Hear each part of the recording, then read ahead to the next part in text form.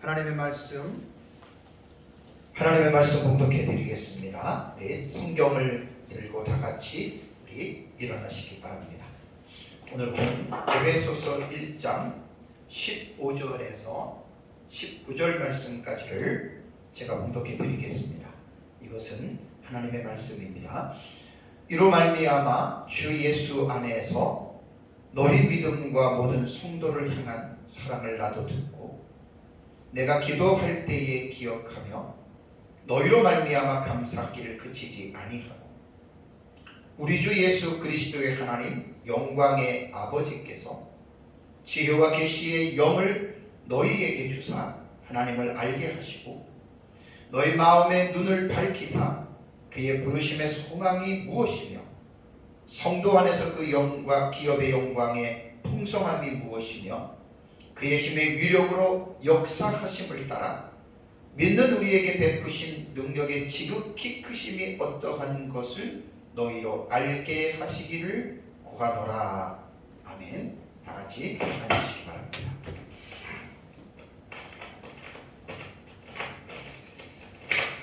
지난주에는 에베소서 1장 3절과 14절의 말씀에 대해서 제가 말씀을 드렸습니다. 우리말 성경에는 이제 3절에서 14절까지가 네 가지 문장으로 이렇게 구분이 되어졌다 그랬습니다. 근데 이제 헬라 원문에는 3절에서 14절이 한 문장으로 구성이 되어져 있습니다. 아무래도 이제 외국어이고 또 우리말하고는 어떤 문장의 구조 자체가 또 이렇게 여러 가지로 조금 다른 점들이 있기 때문에 그 한 긴 문장을 3절에서 14절을 이렇게 하나로 우리가 이렇게 번역해 내기는 아마 조금 많이 힘이 들어서 아마 네 문장으로 이렇게 구분이 되었는데 뭐 그렇다고 해서 틀린 것은 아닙니다. 우리가 또 그렇게 딱딱 잘라서 보는 것도 우리에게 많은 도움이 됩니다. 그래서 에베소 1장 3절에서 14절은 신약 성경의 가장 긴 절로 이제 알려져 있고요. 본달락의 내용을 지난주 설교를 간략하게 제가 여러분들에게 요약해서 말씀을 드리자면 그 3절에서 14절의 그 주요 내용, 그러니까 주어부와 수로 부분이라고 했잖아요. 그래서 그걸 딱 생각하면 하나님을 찬송하리로다예요. 그 이 주제 문장이 3절이라고 했습니다. 그래서 왜 하나님을 찬송해야 되느냐면 그 이유를 하나님께서 하늘에서 간 모든 신령한 복이 영적인 복인데 그것을 예수 그리스도를 믿는 자들에게 주셨기 때문에 하나님을 찬송해야 된다라고 하는 말입니다. 그래서 하늘에서 간 신령한 복은 하나님이 언제 계획하셨냐면 창세전에 그리스도 안에서 우리를 선택했다라고 말씀을 드렸고요. 하나님 우리를 선택하신 목적이 무엇인가? 그것은 4절에 보면 하나님 앞에서 거룩하고 흠이 없게 하시려고 하나님이 우리를 선택했다라고 말씀을 드렸습니다. 또 다음에 부연해서 하나님은 자신의 기쁘신 뜻대로 우리를 예정하셨는데 예수 그리스도로 말미암아 하나님의 아들들이 되게 하셨다라고 5절에 말씀을 하셨죠. 그리고 하나님께서 우리를 양자 삼으신 것은 그 목적이 뭐냐면 예수 그리스도 안에서 우리에게 거저 주시는 그 은혜의 영광을 찬송하게 하시려고 하나님이 우리에게 아들이 되게 하셨다. 그러니까 4절과 5절을 보면은 어떤 비슷한 의미의 내용이 중첩적으로 이렇게 이제 기록되었다라고 하는 것을 볼 수 있습니다. 찬송한다라고 하는 의미에 대해서 제가 지난주에 말씀을 드릴 때 노래를 하라라고 하는 본 뜻이 아닙니다. 찬송하라라고 하는 이 원래의 의미는 좋게 말하는 거예요. 업적을 기리는 거예요.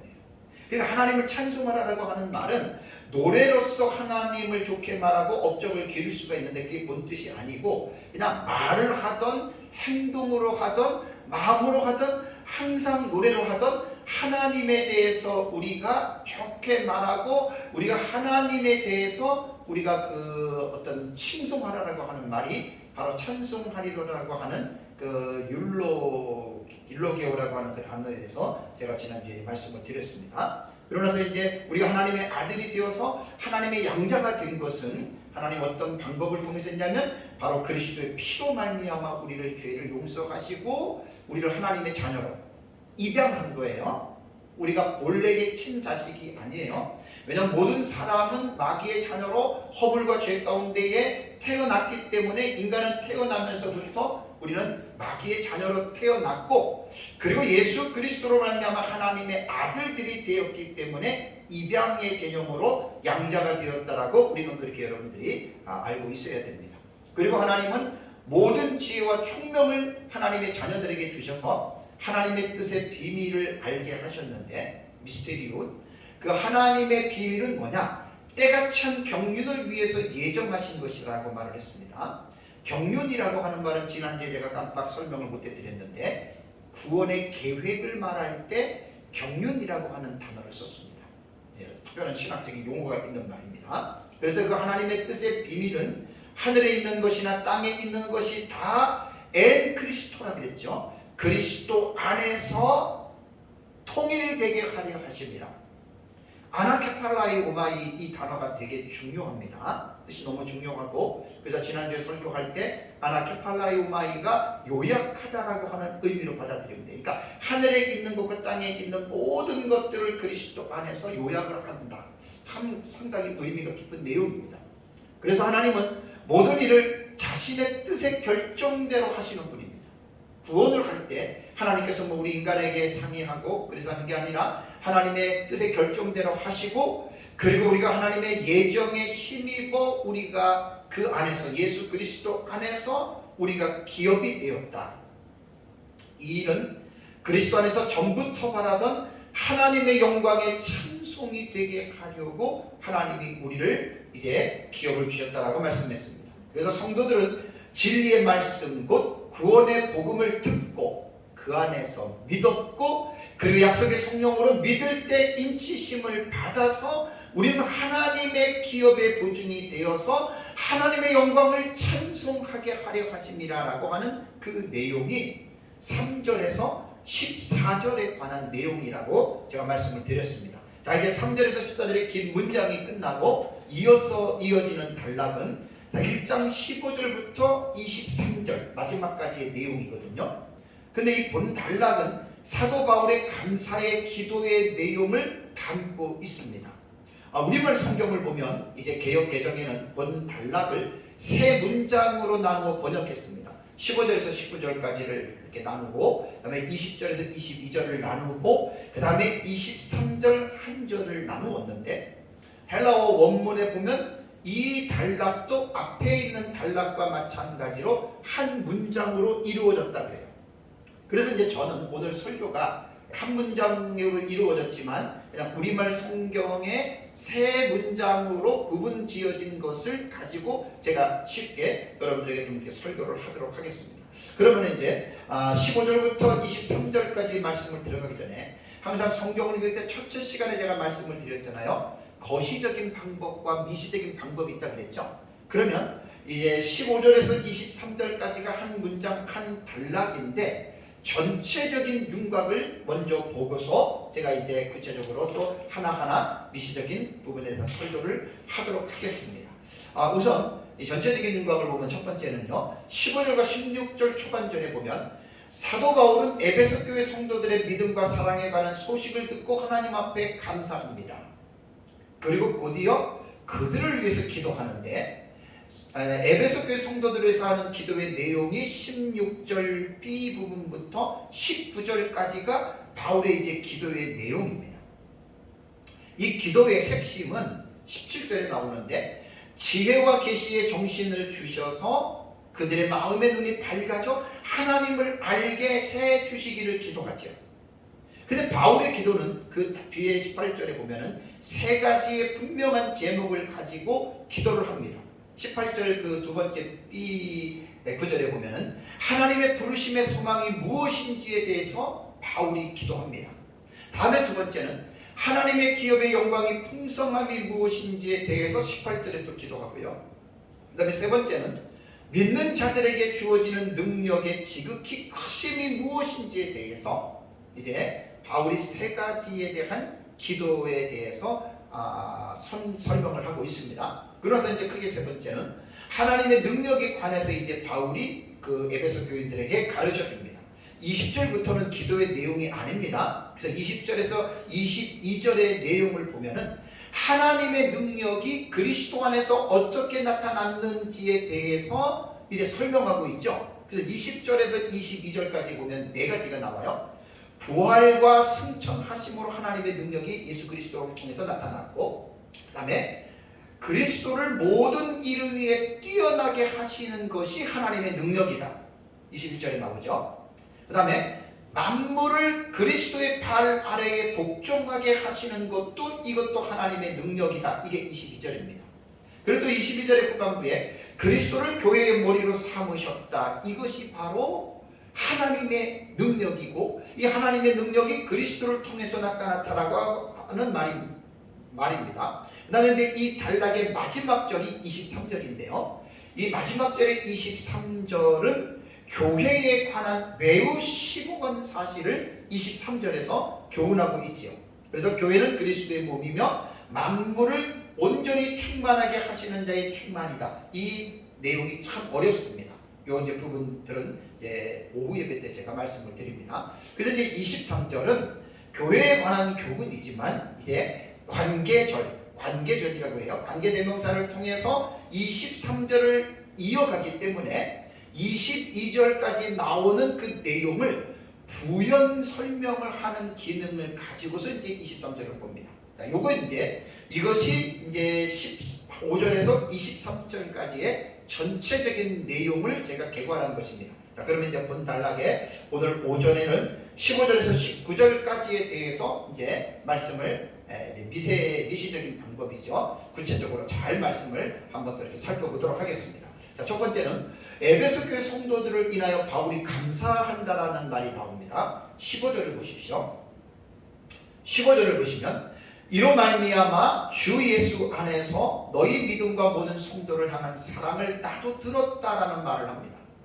그러면 문장 초반부에 이로 말미암아라고 하는 이 지금 문장이 나오잖아요. 그죠? 이로 말미암아라고 하는 말이 뭐냐면 헬라어 보면은 디아투토라고 하는 두 가지의 단어거든요. 디아라고 하는 말은 전치사고 투토라고 하는 말은 지시대명사입니다. 전치사와 지시대명사를 사용해서 바울은 15절에 이 초도에 그 단어를 넣은 것은 앞 단락인 3절과 14절의 내용과 무관하지 않다는 거예요. 그러니까 앞에 있는 3절에서 14절의 내용을 연관지어서 자신의 말을 자연스럽게 지금 연결하고 있는 거예요. 지난주에도 말씀을 드렸지만 성경을 우리가 읽을 때 지시대명사나 또 관계대명사나 전치사나 어떤 이러한 부분들 있잖아요. 그러한 단어들을 우리가 분명하게 지각을 해야 됩니다. 왜냐하면 에베소서 같은 경우는 1장부터 6장까지가 하나의 편지예요. 그러니까 어디까지 끊어져서 또 어디부터는 전혀 다른 이야기를 말하는 것이 아니라 1장부터 6장까지는 하나의 완전한 문장으로 볼 때에는 그 사이를 하나님 이제 성경을 이어갈 때에는 대명사라던가 또 그 다음에 전치사라던가 그 다음에 여러 가지의 어떤 이러한 지시하는 내용들을 가지고서 지금 그 이어서 나간다라고 하는 사실이에요. 그래서 성경을 읽을 때에는 이러한 전치사나 지시 대명사 같은 이러한 부분들이 나올 때에는 반드시 앞에 단락과 연결해서 여러분이 이제 이 말씀을 여러분들이 이제 이해를 해야지 우리가 성경을 더 올바르게 이제 알 수가 있는 것입니다. 그래서 지난주에 3절에서 14절에 제가 2시간 동안 설교했던 내용을 기억하고 그 사실과 이제 연결해서 오늘 이제 이 말씀을 연결해서 다시 한번 여러분들 우리가 생각을 해야 됩니다. 그러니까 이제 15절에서는 뭘 막 강조하냐면 에베소에 있는 성도들의 믿음과 사랑의 소식을 들었다 그랬죠. 그죠? 들었고 그 다음에 그 들었다는 내용인데 기도는 16절에 나오니까 그건 이제 뒤에 좀 더 말씀드리고요. 그럼 15절을 조금 더 자세하게 우리가 세부적으로 보겠습니다. 자, 이로 말미암아 주 예수 안에서 너희 믿음과 그 다음에 나도 들었다 그랬잖아요. 에베소 교인들이 가지고 있었던 믿음을 들었습니다. 그리고 16절에 감사한 기도했잖아요. 그렇다면 그 믿음은 뭘까요? 우선 이제 1장 초반부에서 우리가 살펴본 대로 예수 그리스도를 주로 고백하는 믿음입니다. 그래서 에베소 교회 성도들은 예수님을 믿기 전에 그들은 허물과 죄로 죽었던 본질상 진노의 자녀다. 2장에 나와요. 1절에서 3절. 그 다음에 그들은 예수 믿기 전에 육체로는 이방인이고 그리스도의 밖에 있었고 약속의 언약들에 대해서는 외인이었고 세상에서는 소망이 없고 하나님도 없는 자들이라고 2장 11절에서 13절에 바울이 그들의 과거의 상태에 대해서 상기시켜주고 있지요. 그런데 그들이 그리스도 안에서 예수 그리스도의 피의 공로를 믿음으로 하나님과의 중간에 막힌 담이 허물어지고 하나님의 아들들이 된 거예요. 그러니까 그들이 예수 그리스도로 말미암아 구원받은 이 믿음을 바울이 들었고, 또 하나는 두 번째 이 믿음은 뭘 말하냐면 그 믿음이 단순한 지식적으로 그들의 마음속에만 머물러 있었던 것이 아니라 그 믿음이 그들의 삶을 통해서 신실한 삶의 열매로 그들이 맺어지고 있었다라고 하는 말입니다. 그냥 에베소 교회 성도들이 우린 예수님 믿고 구원 받았어 그렇게만 있었다면 바울이 그것 가지고 감사하지 않았습니다. 그 믿음이 바로 야고보 사도가 말한 것처럼 이 믿음이 그들의 삶을 통해서 열매를 맺었고 삶을 통해서 그 믿음이 나타났기 때문에 바울은 1장 2절에서 수신자인 에베소 교회 성도들이라고 1절에 말을 했고, 그 다음에 신실한 자들이라고 하는 좀 더 자세하게 부연해서 그들을 신실한 성도라고 불렀습니다. 이 피스토스라고 하는 이 신실함이라고 하는 단어는 충성스럽다라고 하는 뜻도 있습니다. 그러니까 에베소 교인들이 그냥 예수 그리스도를 믿는 그냥 지성적인 그 믿음만 가지고 있었던 것이 아니라 그 믿음이 그들의 삶을 통해서 나타났다라고 하는 것이죠. 그런 것을 통해서 우리는 신실하다, 충성스럽다라고 이렇게 하는 말입니다. 바울이 그 소식을 들었고요. 두 번째는 뭐냐면 15절에 모든 성도들을 향한 사랑을 나도 들었다 그랬잖아요. 이것은 조금 전에 말씀드린 대로 그들이 가지고 있었던 믿음이 지성적인 부분에만 머물러 있었던 것이 아니라 그 믿음이 의지적으로 표현된 거예요. 그래서 삶으로 그 믿음이 나타났다는 거예요. 그래서 야고보 사도의 말에 의하면 그것이 바로 산 믿음입니다. 죽은 믿음은 드러나지 않습니다. 말로만 하는 것이 죽은 믿음이고, 산 믿음은 반드시 사랑으로 나타난다라고 하는 것을 여러분 기억을 하셔야 돼요. 믿음이라고 하는 것이 하나님을 향한 수직적이라면 사랑은 수평적으로 봐야 돼요. 그래서 하나님을 사랑할 때도 말로만 사랑하는 것이 아니고, 사람을 사랑하는 것도 말로만 하는 것이 아니고, 반드시 산 믿음은 행함으로 나타나야 된다. 그러니까 사도 바울이 로마 감옥에서 에베소 교회 성도들의 믿음과 사랑은 단순한 이론과 지식에서 머무르는 것이 아니라, 이 사랑이라고 하는 이 단어는 추상 명사지만 사랑의 참된 의미는 동사형으로 나타나잖아요. 그래서 그것을 들었습니다. 자, 그 다음에 16절을 볼까요? 자, 믿음과 사랑을 듣고 어떻게 했습니까? 내가 기도할 때에 기억하며 너희로 말미암아 감사하기를 그치지 아니했다. 바울은 기도의 사람이었죠.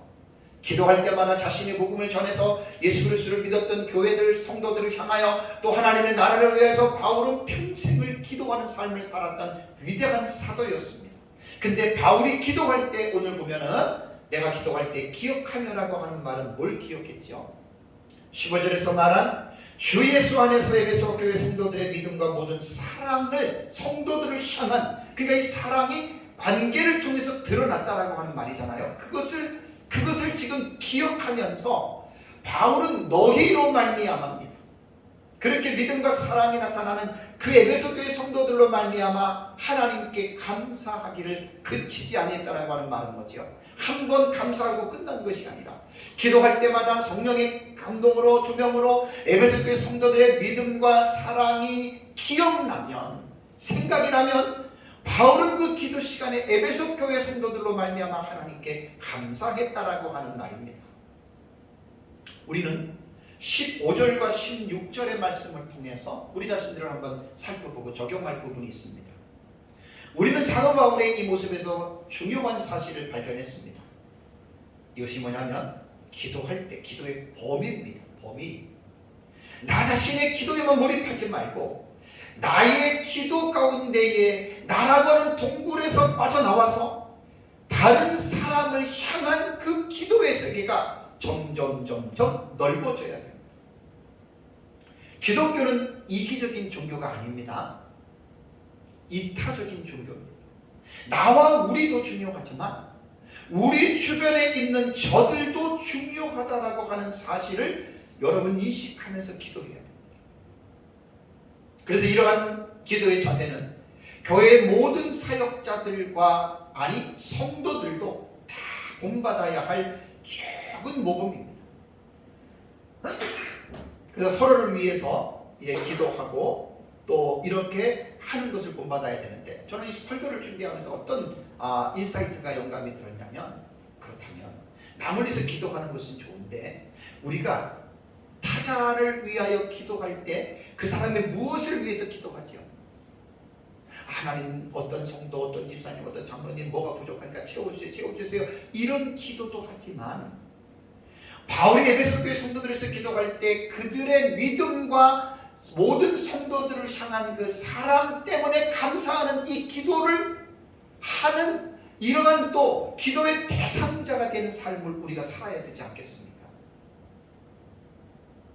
그냥 타자를 위하여 기도할 때 그냥 없는 거 채워주세요라고 하는 그런 기도보다도 어떤 기사님, 어떤 장로님, 어떤 목사님 생각하면 참 그분의 신실한 믿음, 또 그분이 많은 사람들을 위하여 사랑의 그 실천의 삶을 사는 그것 때문에 우리가 여러분 그 사람을 향하여 감사한다면 그 사람 정말 아름다운 그런 성도가 아닐까요? 우리는 그러한 나라고 하는 존재가 다른 사람으로 하여금 그러한 에베소 교인들의 이러한 아름다운 믿음과 사랑에 이러한 어떤 그 기억이 되어지는 이러한 삶을 우리가 살아가야 된다고 저는 생각합니다. 그렇게 살아가기 바랍니다. 다음에 이제 두 번째는 바울이 에베소 교회 성도들을 위한 기도가 있습니다. 이거 17절과 19절에 나오는 내용입니다. 바울이 에베소 교회 성도들을 위해서 기도한 내용은 오늘날 우리들이 어떻게 기도해야 하는지에 대한 좁은 기도의 모범적인 사례가 됩니다. 말씀을 가르치는 자들은 바울의 기도의 내용이 성도들을 위한 기도의 모델로 삼아야 하고요. 또 목회자들뿐만 아니라 교회 리더들이 있죠. 교사, 부역장이라든가 교회 리더들도 무조건 성도들을 향해서 막 돈 주세요, 잘 되게 해주세요 이런 기도가 아니라 성경에 입각한 계시 의존 사색을 통해서 기도해야 됩니다. 왜냐하면 우리의 기도가 하나님의 말씀과 하나님의 말씀에서 벗어난 기도를 하면 여러분 그 기도는 잘못된 기도입니다. 잠언 28장 9절을 보면 사람이 귀를 돌려 율법을 듣지 아니하면 그의 기도도 가증하니라. 하나님의 말씀을 듣지 않고 조금 더 자세하게 제가 부연 설명을 하면 하나님의 말씀대로 기도하지 않으면 그런 기도는 가증된 기도라고 하는 말입니다. 이학재 교수님의 그 마사 성경 그 번역 성경이 있거든요. 이제 저희 동기입니다. 고신 40일께 동기 목사님이신데 아주 학자지요. 이번에 이제 마사 성경을 보면 직역을 많이 했습니다. 꼭 직역을 우리 성도들이 볼 필요가 있어요. 그래서 이학재 교수님이 한 마사 성경이 12월 달에 출간이 되는데 그런 성경들은 하나씩 구입하는 것이 좋습니다. 직역을 했는데 여기서 잠언 28장 9절을 어떻게 번역을 했냐면 율법을 듣는 것에서 자기 귀를 돌려버리는 사람은 뭐 듣지 아니하면 똑같은 거예요. 그러니까 들어야 된다는 거죠. 하나님의 율법을. 그런 사람은 기도까지도 역겹다. 그러니까 역겨운 기도를 한다는 거예요. 하나님 앞에. 그래서 우리가 하는 기도는 무조건 내 마음에 어떤 생기는 대로 기도를 하는 것이 아니라 그 기도가 하나님의 말씀 안에서 기도를 하는 것인지에 대해서 여러분 꼭 기억을 해야 됩니다. 기도 만능주의에 빠진 사람들은 무조건 기도하면 하나님이 다 들어준다 그러는데 이거 틀린 말입니다. 요한복음 15장 7절에 예수님 말씀하시기를 너희가 내 안에 거하고 내 말이 너희 안에 거하면 무엇이든지 원하는 대로 구하라 그리하면 이루리라. 하나님의 말씀 안에 거하지 않고 우리가 예수 그리스도 안에 거하지 않고 우리의 욕심을 충족시키기 위해서 하나님 앞에 내어뱉는 기도들은 응답하지 않습니다.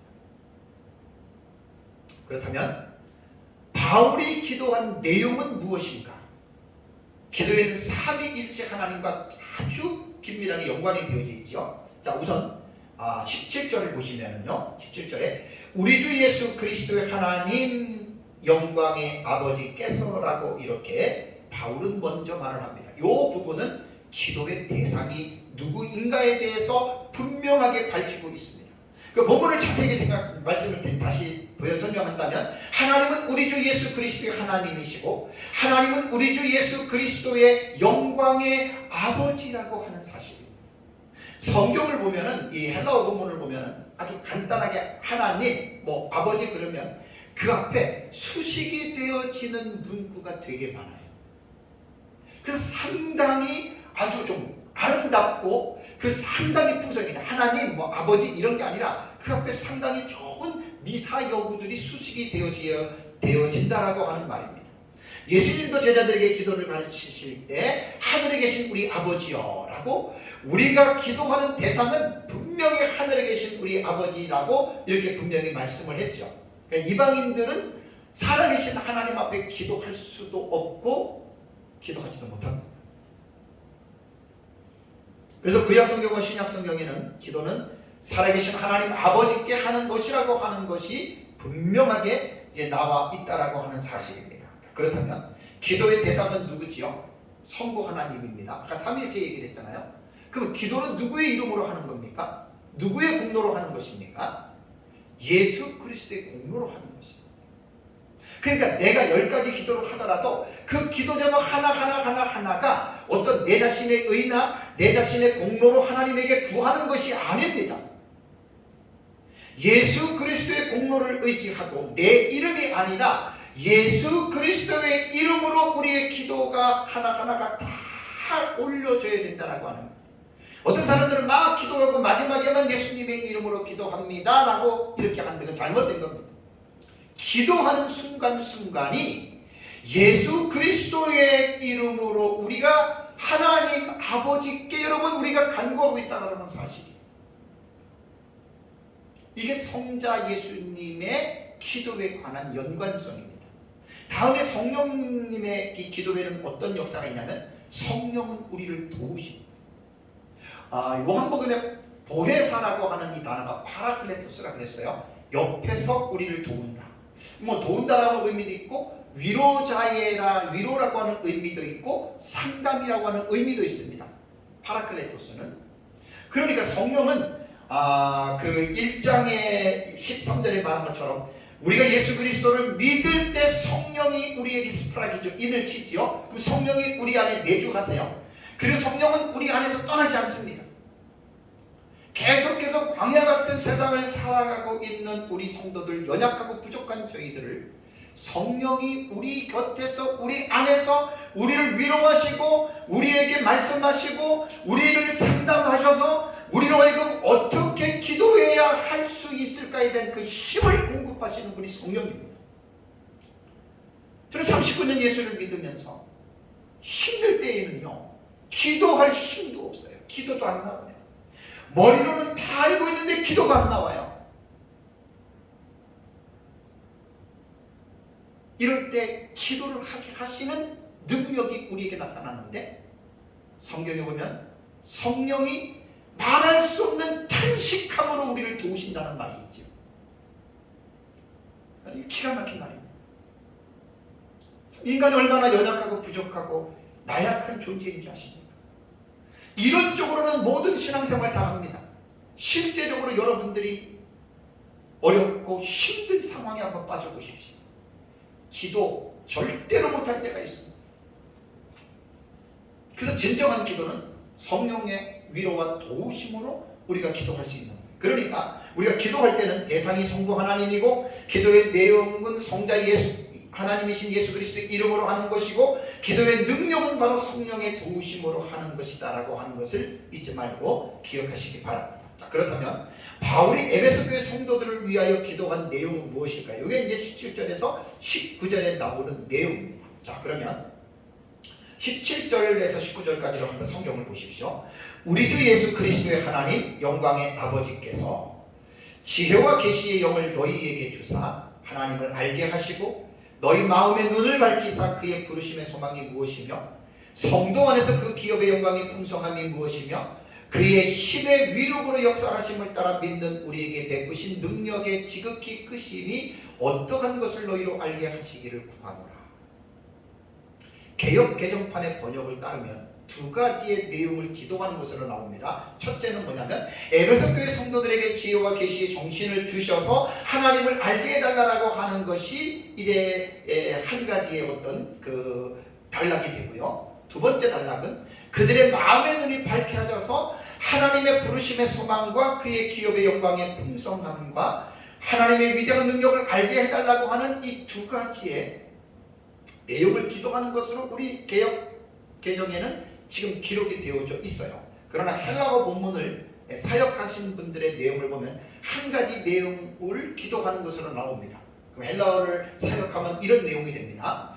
하나님을 알고 있는, 이게 전제가 되는 거예요. 하나님을 알고 있는 에베소 교회 성도들에게, 아까는 이 부분을 우리 한글 개역에는 하나의 어떤 단락으로 잘랐잖아요, 그죠? 여기는 그렇게 안 하고 원문을 직접적으로 사역을 하면 하나님을 알고 있는 에베소 교회 성도들에게 지혜와 계시의 성령을 주셔서 그들의 마음의 눈을 밝혀 하나님의 부르심의 소망, 기업의 영광, 능력을 알게 해달라. 하나의 내용으로 쫙 헬라어는 이렇게 본문은 사역이 이루어집니다. 저는 제 설교는 개역 개정의 표현대로 두 가지로 제가 나누어서 합니다. 왜냐하면 이게 너무 긴 문장을 이게 구조화하는 것도 사실 힘들어요. 그래서 이것을 자르는 거예요. 그러니까 원문을 그 12절이나 되는 3절에서 14절을 한 문장으로 읽을 수 있는 것은 지극히 소수입니다. 학자들도 대학자들만 할 수 있는 거지 웬만한 학자를 그렇게 못 읽어내요. 뭐 우리 같은 목사들이 어떻게 그걸 읽어내겠습니까? 그래서 이제 조금 더 쉽게 하기 위해서 12절을 4단락으로 이렇게 잘라 놓잖아요. 그렇죠? 그것을 우리는 따를 수밖에 없죠. 왜냐하면 그걸 갖다가 설교자가 이해했다 그래서 성도들에게 그것을 되게 복잡합니다. 그래서 이제 어떻게 보면 우리 말이 우리의 어떤 형평과 어떤 지식에 맞게끔 그렇게 잘 이렇게 단락을 구분해 놨다라고 하는 그렇게 보는 것도 훨씬 좋습니다. 그래서 저는 이제 우리말 개역 개정의 표현대로 두 가지로 나누어서 제가 설교를 합니다. 자, 그러면 먼저 첫 번째는 17절을 보시면 우리 주 예수 그리스도의 하나님 영광의 아버지께서 어떻게 해요? 지혜와 계시의 영을 너희에게 주사 하나님을 알게 하시고, 중요한 것은 뭐냐면 하나님을 알게 해달라는 거예요. 그러면 하나님을 알게 되는 게 그냥 아는 것이 아니라 지혜와 계시의 영을 하나님으로부터 받아야 우리가 하나님을 알 수 있다라고 하는 말입니다. 그러니까 우리가 이것은 기도할 때 되게 중요합니다. 우리가 불신의 가족들, 불신의 친구들을 위해서 우리가 기도할 때 무작정 기도하지 말고 요 성경대로 기도를 하시라는 얘기예요. 하나님 누구누구에게 지혜와 계시의 영을 주셔서 제발 그 사람으로 하여금 하나님을 알게 해 주십시오. 이것을 계속해서 그 사람이 하나님을 알 때까지 기도해 주시기 바랍니다. 지혜와 계시에 대해서는, 지혜는 지난주에 제가 설명을 했습니다. 이 소피아라고 하는 단어는 하나님의 뜻과 가치 있는 행동을 포함하는 기독교적인 지식을 말할 때, 일반적으로도 있지만 우리는 이제 교회 안에서는 바로 이제 하나님에 관한 지식입니다. 그러한 지혜가 와야 되고, 계시라고 하는 말은 아포칼립시스라고 하는 이 말은 덮개를 벗기는 거예요. 또 이전에 감추어졌던 것을 나타내는 것, 이런 의미로 볼 때는 폭로한다, 혹은 드러내다, 혹은 벌거벗긴다라고 하는 것이 아포칼립시스라고 하는 계시의 의미입니다. 그래서 이 단어는 점점 진행이 되면서 주로 종교적인 의미에서 이 단어를 사용했는데, 기독교에서는 철저하게 아포칼립시스는 감추어졌던 모르는 부분들을 하나님에 의해서 이것이 우리에게 알려지는, 그래서 그것을 계시라고 이렇게 말을 했습니다.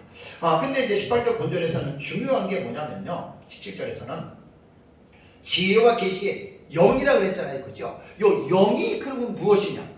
되게 이게 아주 어려운 단어인데, 영이라고 하는 이 단어는 푸뉴마라고 하는 단어입니다. 푸뉴마라고 하는 단어인데 신약 성경에 379번이 되게 많이 나오는 단어예요. 그런데 이 단어가 한 가지의 뜻만으로 사용이 되는 것이 아니라 신약 성경의 학자들이 분류를 한 거 보면 7가지의 뜻으로 사용이 되는데, 첫 번째는 바람, 두 번째는 숨, 호흡, 생기, 세 번째는 영 혹은 영혼, 네 번째는 육체를 떠난 인간의 영혼을 할 때에도 푸뉴마를 쓰고, 다섯 번째는 인간보다 높고 하나님보다 낮은 영을 묘사할 때도 푸뉴마를 써요. 여섯 번째는 귀신이나 더러운 영들도 이 푸뉴마라고 하는 단어를 쓰고요. 다음에 성령을 의미할 때도 이 푸뉴마를 씁니다. 그러니까 이 푸뉴마라고 하는 단어가 나오면 신약 성경에서 7가지로 사용이 되어졌는데, 중요한 것은 뭐냐면 성경을 해석할 때는 그 문장에는 7가지의 뜻 10가지가 있어도 딱 한 가지로 사용해야 된다고 합니다. 그래서 이제 이러한 복잡한 단어들은 문맥 안에서 이 단어가 몇 번째의 뜻을 의미하고 있는지를 찾아내는 게 이게 실력이에요. 이런 것들은 학자들이 다 해놔요. 그래서 여기에 보면은 헬라 원문을 보면은 학자들의 주경학자들의 주석을 보면 관사가 없어요. 정관사라든가 부정관사 그런 관사가 없고 그냥 푸뉴마라고 나왔기 때문에 18절에 17절에 지혜와 계시의 영 이렇게 그냥 관사가 없다 그래서 성령이라고 번역을 안 하고 인간의 영으로 그냥 정신으로 번역을 했습니다. 그런데 주경학자들의 제가 주석들을 쫙 학자들의 그 의견을 보면 본문에 나오는 이 푸뉴마는 인간의 정신 아니에요.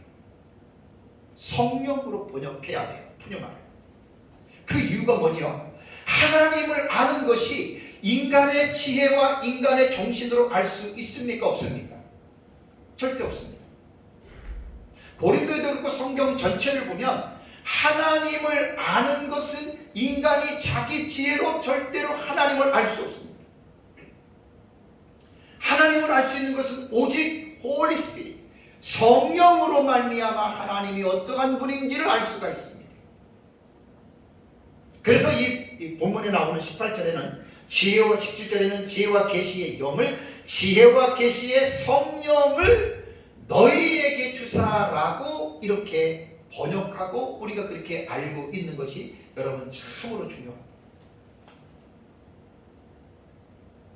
여기서 우리가 하나 생각해야 될 것은, 그렇다면 이 에베소 1장 18절의 이 위치에서 우리가 생각을 해본다면 에베소 교인들이 지금 바울이 성도와 신실한 자들에게 편지하잖아요. 이미 그들은 하나님을 알고 있는 자들이에요. 이미 성령을 통해서 하나님을 알고 있는 자들인데 또 그들에게 지혜와 계시의 성령을 주셔서 그들로 하여금 하나님을 알게 해달라고 하는 이 의미는 어떻게 해석해야 될까요? 에베소 교회 성도들이 하나님을 전혀 알지 못했기 때문에 알게 해달라고 했을까요? 아니면 알고 있는 성도들에게 좀 더 하나님에 대해서 깊이 있는 지식을 위해서 바울이 기도했을까요? 전자보다는 후자의 의미가 옳습니다. 우리가 예수 그리스도를 믿을 때 약속의 성령으로 우리는 인치심을 받았고 하나님을 알게 됐습니다. 자, 그러면 그렇다고 해서 우리가 하나님을 다 알고 계십니까? 아닙니다. 하나님의 존재는 한순간에 다 알 수 없습니다. 시간이 지나면서 하나님이 어떠한 분인지에 대해서 점점 그 지식이 자라가는데, 하나님에 대한 지식은 성령을 통해서 기록된 말씀을 통해서 이루어지는 겁니다. 그렇다면 여기에서 그 지식이 자라가고 바울이 기도했던 그 내용이 무엇인가 바로 뒤에 본문에 나오는데도 이것이 이제 설명을 하고 있습니다. 자, 그 다음에 또 하나 우리가 기도의 내용을 알기 이전에 또 하나 우리가 생각해야 될 것은 18절을 보십시오. 18절을 보시면 너희 마음의 눈을 어떻게 달라고 했죠? 밝히사 그랬죠. 그죠? 여기에 밝히사라고 하는 이 단어 참 우리가 좀 집중해야 됩니다.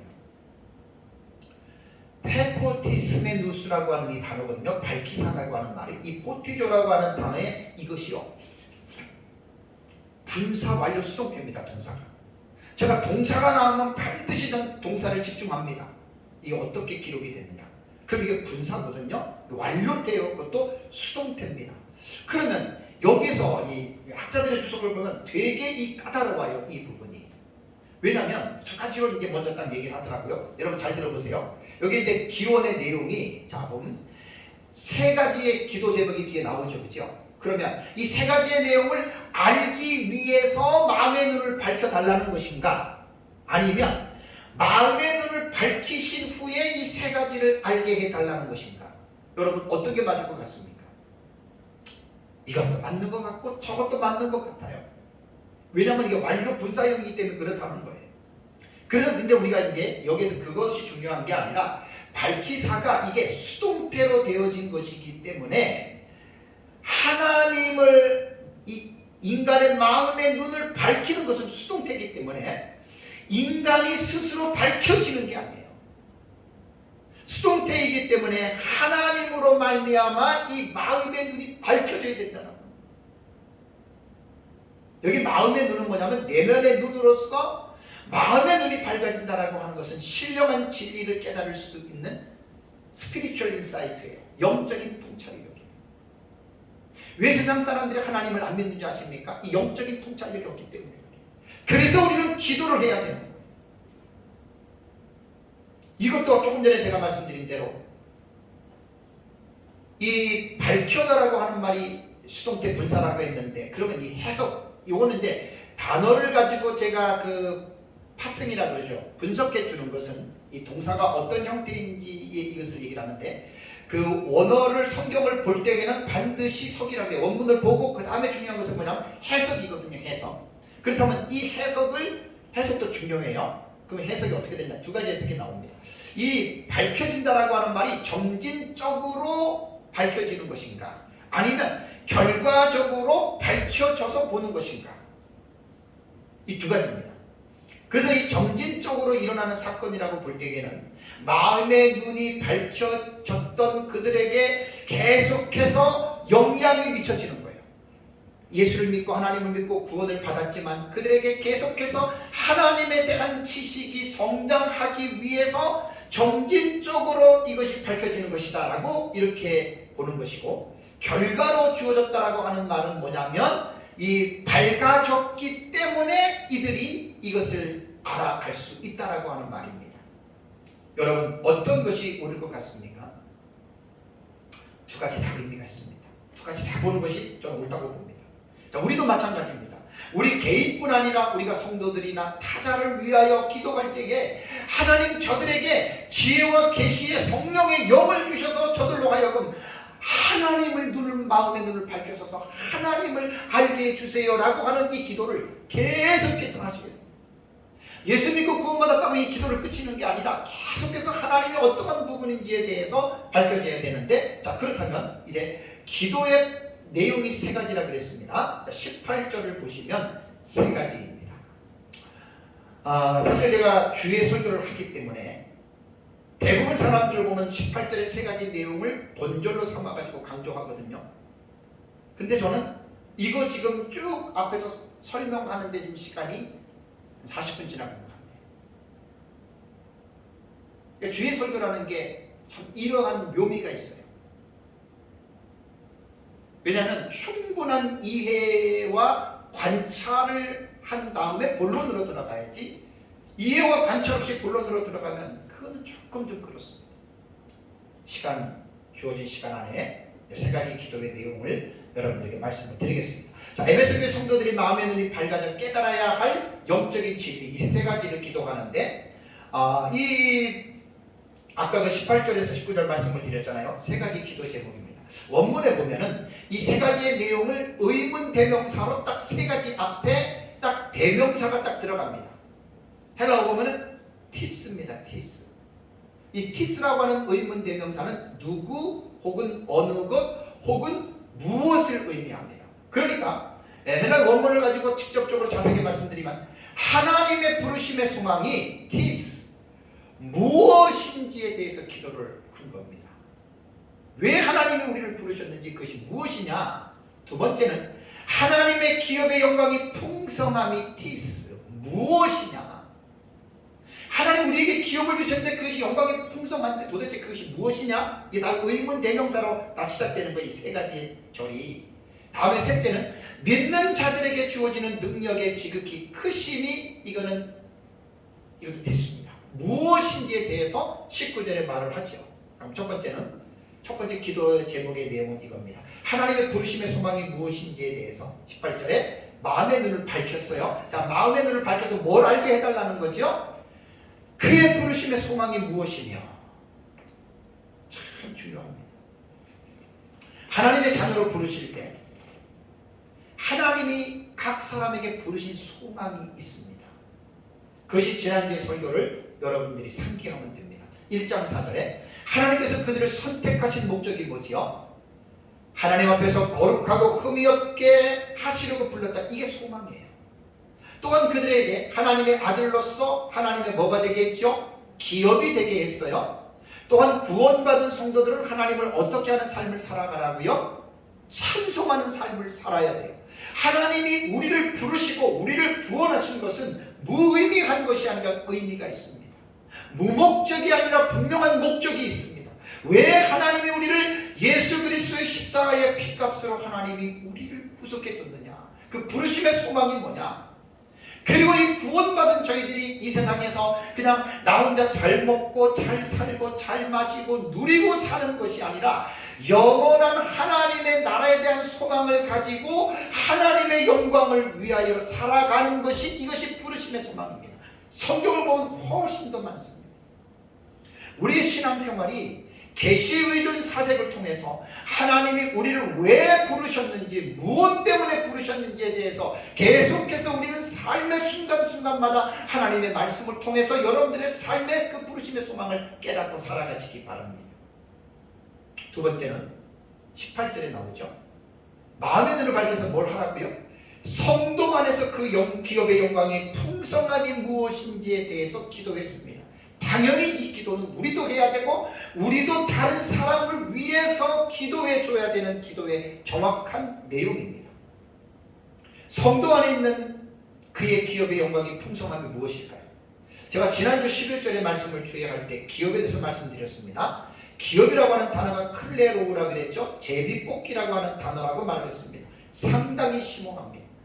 구약시대에는 이스라엘 백성들에게 가나안 땅이라고 하는 그 물리적인 땅을 기업으로 줬지만 신약시대 성도들에게 기업은 돈으로 생각하지 마세요. 명예로 생각하지 마세요. 신약시대에 하나님께서 믿는 자들에게 주어진 이 기업은 영적인 기업입니다. 영적인 기업은 하나님의 나라입니다. 영생입니다.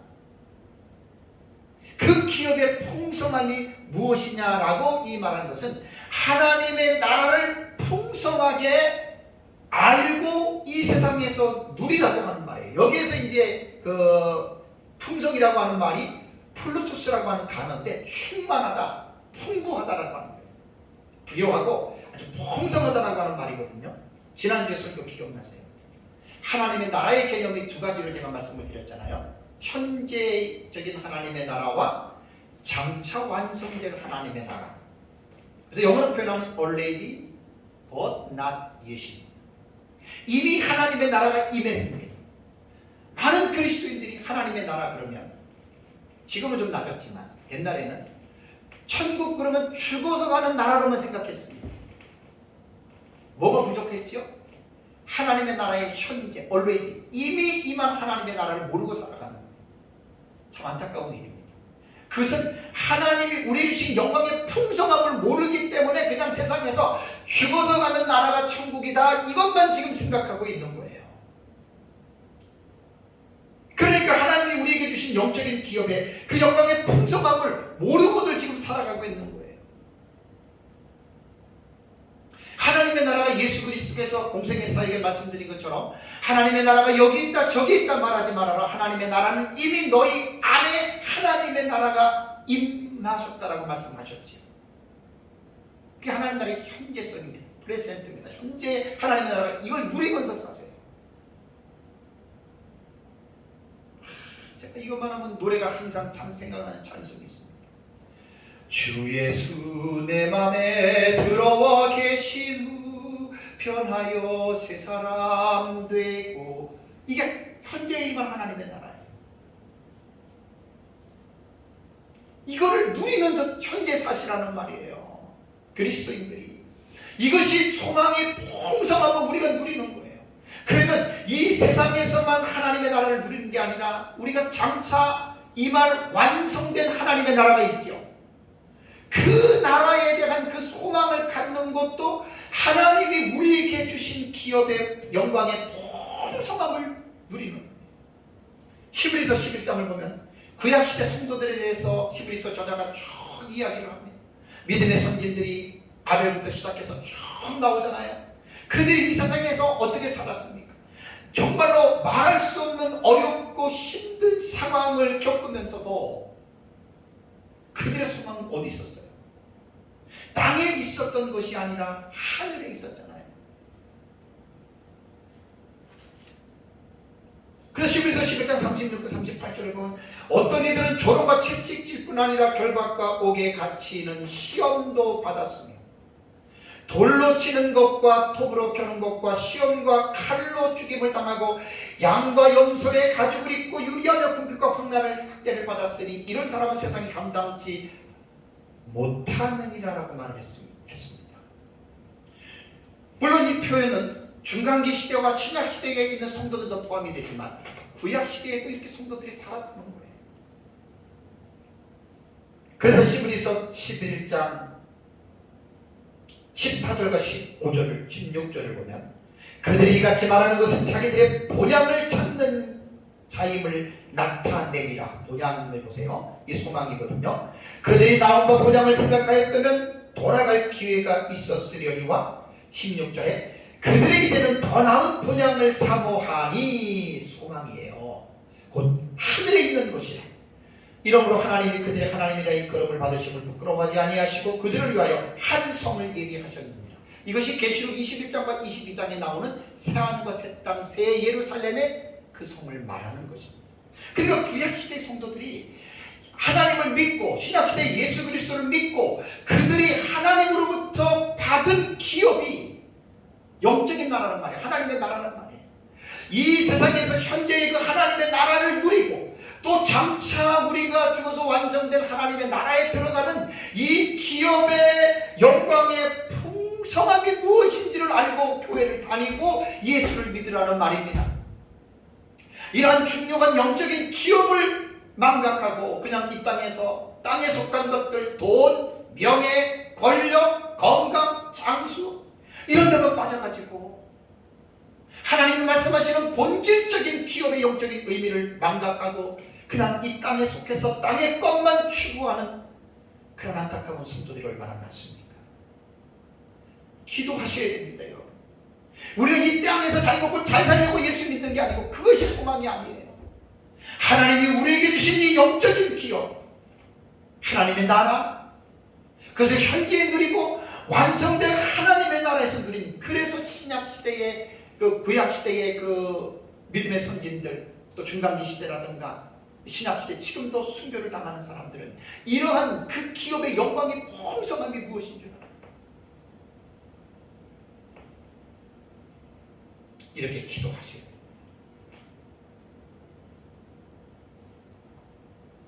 교회를 다니고 10년, 20년, 30년을 다녔다 그러더라도 무엇을 믿습니까? 무엇을 소망합니까?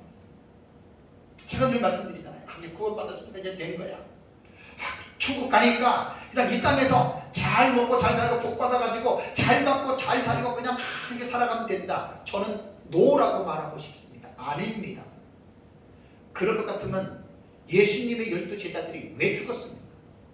사도 바울은 왜 그런 고난을 당하고 신약시대의 그 초대 기독교의 수많은 사람들이 순교를 당하고 지금도 타종교권에서 수많은 사람들이 순교를 당하니 왜 그렇습니까? 그 사람들이 바보라서 그렇습니까? 아닙니다. 그 사람들이 성경을 바르게 읽은 사람들입니다. 어떤 사람은 그러더라고요. 아, 목사님, 그 사람들은 예수님의 제자고 사도들이고 특별한 사람들 아닙니까? 제발 그런 얘기 하지 마십시오. 제발 그런 얘기 하지 마십시오. 똑같이 예수 믿고 구원받은 사람들입니다. 구원받은 삶에서 감격이 다를 뿐입니다. 여기에 무슨 직분이 필요합니까? 뭐 목회자가 필요하고 평신도교회 뭐가 필요합니까? 죄사함을 많이 받고 많이 깨달은 사람이 하나님을 더 사랑하는 거예요. 여기에 무슨 직분을 가지고 말하지 마십시오. 아, 목사님들이니까 그렇게 고생하고 희생하지 우리 성도는 목사와 다르지 않습니까? 그렇게 생각했다면 그 사람 회개해야 됩니다. 다음에 세 번째 기도의 내용이 19절에 나옵니다. 19절을 보시면 그의 힘의 위력으로 역사하심을 따라 믿는 우리에게 베푸신 능력의 지극히 크심이 어떠한 것을 너희로 알게 하시기를 구하노라. 이 세 번째 강구의 제목은요, 믿는 자들에게 베푸신 하나님의 큰 능력을 알게 해달라고 하는 것입니다. 근데 이제 이 본문이 되게 지금 난해한 본문입니다.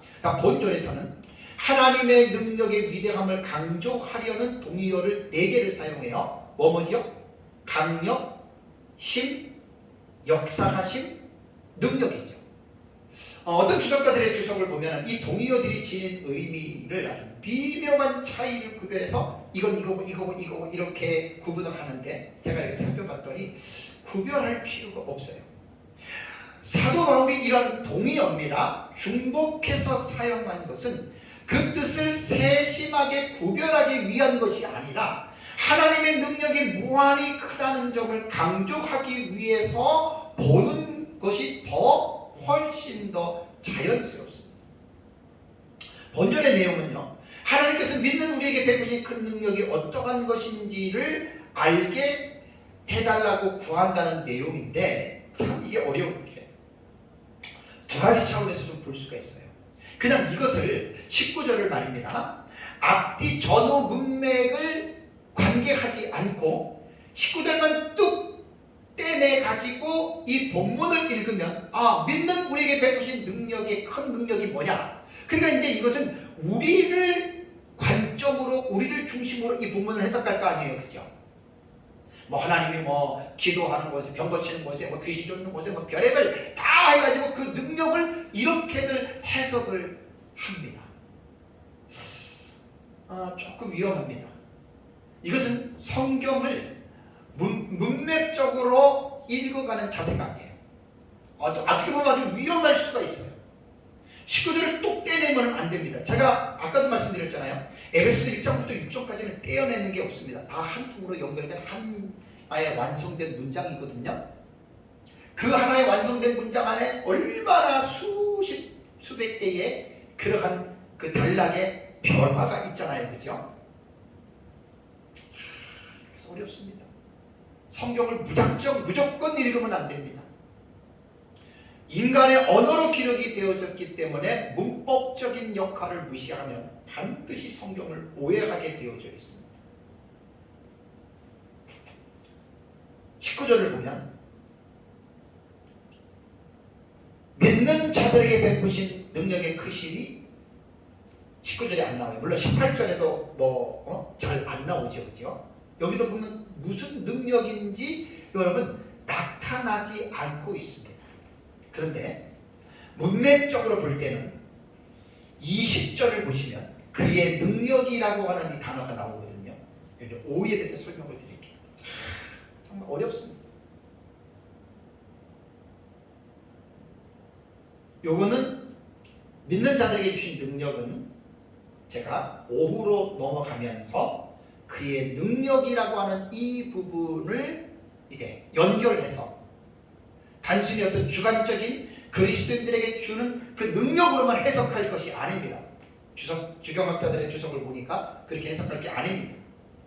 꼭 틀렸다고는 말할 수는 없지만 위험할 수 있는 해석이라고 하기 때문에 그걸 잘 기억해야 된다. 오후 예배 때 말씀드리겠습니다. 사랑하는 성도 여러분, 사도 바울은 에베소 교회 성도들의 믿음과 사랑에 대한 소식을 듣고 자신이 기도할 때에 에베소 교회 성도들로 인해서 하나님 앞에 계속적인 감사를 했습니다. 우리 이거 본받아야 됩니다. 기도가 자기 동굴에 갇혀서 내 뜻만 이루는 기도만 하지 마시고 그 동굴을 뛰쳐나와야 됩니다. 그리고 우리 주변에 있는 많은 사람들을 향한 그런 기도의 범위를 넓히시기 바랍니다. 그리고 또 하나 아까 말씀드린 대로 다른 사람이 나를 생각할 때 바울이 에베소 교회 성도들을 생각하면서 그들의 믿음과 모든 사람을 향한 사랑 때문에 감사할 수 있는 그러한 정말 신실한 삶을 내가 살고 있는가 생각해 봐야 됩니다.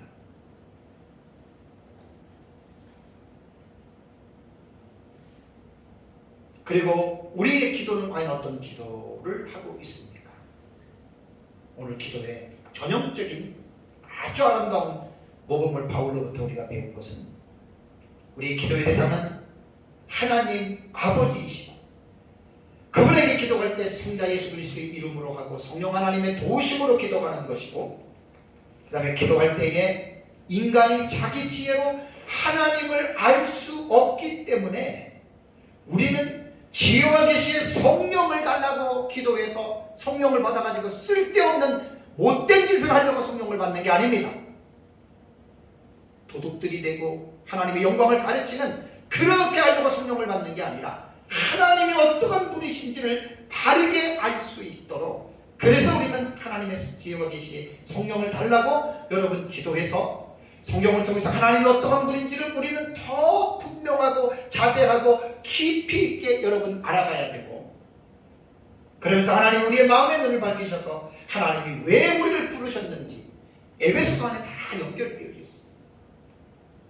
그래 하나님이 우리에게 주신 기업의 영광이 풍성함이 무엇인지를 우리는 기도하면서 성령의 감동을 통해서 계속해서 이 기도의 제목들을 여러분들이 넓혀가시고 의미들을 깨달아 가시기 바랍니다. 그래서 여러분들의 기도에 힘쓰고 많은 사람들이 여러분들의 기도의 범주에 집어넣고 또 이러한 믿음 안에서 살아가시면서 기도에 승리하는 삶을 살아가시기를 주님의 이름으로 축복합니다. 기도하겠습니다.